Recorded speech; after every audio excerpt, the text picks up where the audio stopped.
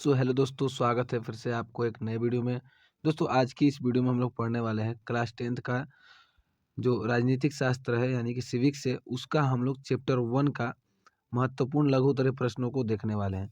दोस्तों, इसके वीडियो में हमने पार्ट 1 में हमने कुछ प्रश्नों को देखा था, इसके लघुत्तरीय प्रश्न जो कि फर्स्ट चैप्टर है लोकतंत्र में सत्ता की साझेदारी। इस चैप्टर का हम लोगों ने कुछ महत्वपूर्ण प्रश्नों को देखा था पार्ट 1 में। अगर आपने उस वीडियो को नहीं देखा है तो आई बटन में लिंक आ रहा होगा, आप जाकर के उस वीडियो को देख लीजिए, या फिर डिस्क्रिप्शन बॉक्स में भी उसका लिंक मिल जाएगा, आप वहाँ से भी जाकर के देख सकते हैं। ठीक है, तो इस वीडियो में हम लोग पार्ट 2 में उसके आगे के प्रश्नों को देखेंगे। तो चलिए हम लोग वीडियो को शुरू कर लेते हैं। लेकिन दोस्तों, उससे पहले अगर आप मेरे चैनल पर पहले विजिट किए हो तो चैनल को सब्सक्राइब जरूर कर लीजिएगा, और दोस्तों अगर वीडियो पसंद आता है तो वीडियो को लाइक भी कर दीजिएगा। चलिए वीडियो को शुरू करते हैं।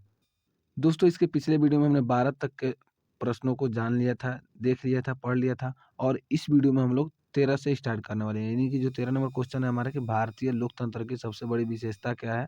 तो इसका आंसर होगा कि भारतीय लोकतंत्र की सबसे बड़ी विशेषता है कि अनेकता में एकता, अर्थात विभिन्न रूप, रंग, वेशभूषा वालों का समाज में सामंजस्य स्थापित करना। ठीक है, ये इसका आंसर हो गया। अगला प्रश्न जो है हमारे सामने है दोस्तों कि विविधता में एकता का क्या अर्थ है? तो इसका आंसर होगा दोस्तों कि विविधता लोकतंत्र का एक स्वाभाविक गुण है। विविधता में एकता लोकतांत्रिक व्यवस्था की एक खास विशेषता है। इसका स्पष्ट उत्कृष्ट उदाहरण बेल्जियम में है। जब भी भारत की अखंडता खतरे में पड़ जाती है, प्राकृतिक आपदा आती है, तो सभी जाति एवं धर्मावलंबियों के लोग आपसी भेदभाव भुलाकर एक साथ मिलकर इस संकट का सामना बड़ी हिम्मत के साथ करते हैं। यह विविधता में एकता का एक अनोखा या फिर आदर्श कह लीजिए उदाहरण है। अगला प्रश्न दोस्तों है कि लैंगिक असमानता क्या है? इसका आंसर होगा कि लिंग के आधार पर पुरुषों और स्त्रियों में भेद करना, स्त्रियों को पुरुषों की तुलना में दोयम दर्जे का और हीन समझने का की भावना लैंगिक असमानता है। लड़कियों को लड़कों की तुलना में कम महत्व दिया जाना, शिक्षा, खान पान, पालन पोषण में अंतर करना, लड़की को घर की चार दीवारी में कैद रखना, घर के काम काज तक सीमित रखना, स्त्रियों पर पुरुषों का नियंत्रण आदि लैंगिक असमानता के उदाहरण है। ये जो 15 नंबर क्वेश्चन था कि लैंगिक असमानता क्या है, वो इसका आंसर हो गया। अगला प्रश्न है दोस्तों यहाँ पर कि बंधुआ मजदूर किसे कहते हैं? बंधुआ मजदूर किसे कहते हैं? तो ये होगा इसका आंसर कि ऋण के बदले अपने श्रम को बंधक बनाने वाला श्रमिक बंधुआ मजदूर कहलाता है। उसकी मजदूरी करदाता की इच्छा से निर्धारित होता है ताकि कर्ज चुकाना असंभव। 1975 ईस्वी में राष्ट्रपति के एक अध्यादेश के द्वारा बंधुआ मजदूर पर प्रतिबंध लगा दिया गया, लेकिन आज भी बिना रोक टोके यह जारी है। बंधुआ मजदूर यही होता है दोस्तों कि ऋण के बदले अपने श्रम को बंधक बनाने वाला जो श्रमिक होता है वही बंधुआ मजदूर कहलाता है। अगला प्रश्न हमारे सामने है 17 नंबर की जाति और नस्ल में क्या अंतर है? तो इसका आंसर होगा कि जाति और नस्ल समान नहीं है, क्योंकि जाति का आधार सामाजिक होता है और नस्ल का आधार जीवशास्त्री है। किंतु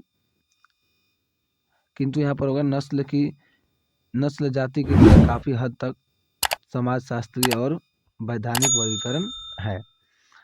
ये जाति और नस्ल में अंतर था। अगला प्रश्न हमारे सामने है नंबर है कि संविधान की सर्वोच्चता से आप क्या समझते हैं? तो इसका आंसर होगा संविधान की सर्वोच्चता संघीय शासन व्यवस्था की सबसे महत्वपूर्ण विशेषता है। इसका आशय है कि संविधान लिखित, निश्चित तथा स्पष्ट हो। संविधान राज्यों की सर्वोच्च विधि है, इसका उल्लंघन नहीं किया जा सकता। केंद्र और इकाइयों के बीच शक्तियों का विभाजन संविधान के द्वारा ही किया जाता है। ठीक है, अगला प्रश्न है यहाँ पर कि रंग भेद क्या है? तो इसका आंसर हम लोग देखते हैं मनुष्य में गोरे और काले रंग के आधार पर विभेद करना, काले रंग वालों को गोरे रंग वालों के लोगों की अपेक्षा कई अधिकारों से वंचित रखना, यही है रंग भेद। इसी को रंग भेद कहते हैं। ठीक है, अगला प्रश्न है दोस्तों कि 20 नंबर सत्ता का विभाजन क्यों आवश्यक है? तो इसका आंसर होगा सत्ता का विभाजन इसलिए आवश्यक है क्योंकि इसमें लोकतंत्र में प्रत्येक व्यक्ति को हिस्सेदारी मिलती है, सभी समूह संतुष्टि महसूस करते हैं, विद्रोह की संभावना कम हो जाती है। ठीक है, इसीलिए सत्ता का विभाजन आवश्यक है। अगला प्रश्न 21 नंबर हमारे सामने है कि जातिवाद की समस्या क्या है? तो इसका आंसर होगा जातिवाद भारत की प्रमुख सामाजिक समस्या माना जा रहा है। जाति व्यवस्था से ही समाज में ऊंच नीच की भावना पैदा हुई। कर्म के आधार पर विकसित जाति व्यवस्था जन्म के आधार को गले लगा ली, जिसका समाज पर बुरा प्रभाव पड़ा। आज जातिवाद केवल सामाजिक समस्या ही नहीं, राजनीतिक समस्या भी बन गई है, क्योंकि जाति और राजनीति दोनों एक दूसरे को प्रभावित करने लगी है। रजनी कोठारी ने इस संबंध में अपना विचार व्यक्त करते हुए सही कहा है कि आज हम जाति विहीन राजनीति की कल्पना नहीं कर सकते। उनका कहना सही है कि राजनीति में जातीयता का इतना प्रभाव हो गया है कि बेटी और वोट अपनी जाति को दो का प्रचलन किया गया है। ठीक है, ये जातिवाद की समस्या है। परिवारवाद क्या है? इसका आंसर हम दोस्तों, अधिकांश राजनीतिक दल एवं उसके नेता अपने ही परिवार एवं सगे संबंधियों को राजनीति में लाने के लिए चुनाव के अवसर पर उम्मीदवार बनाते हैं।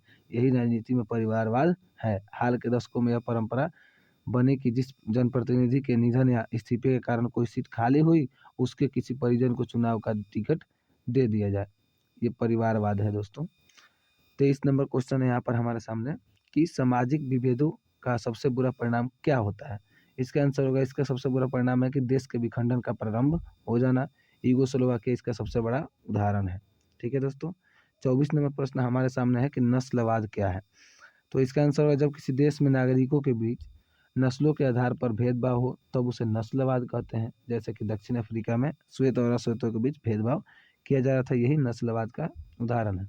25 नंबर प्रश्न है दोस्तों कि सामाजिक विभेदों की राजनीति किस पर निर्भर करती है?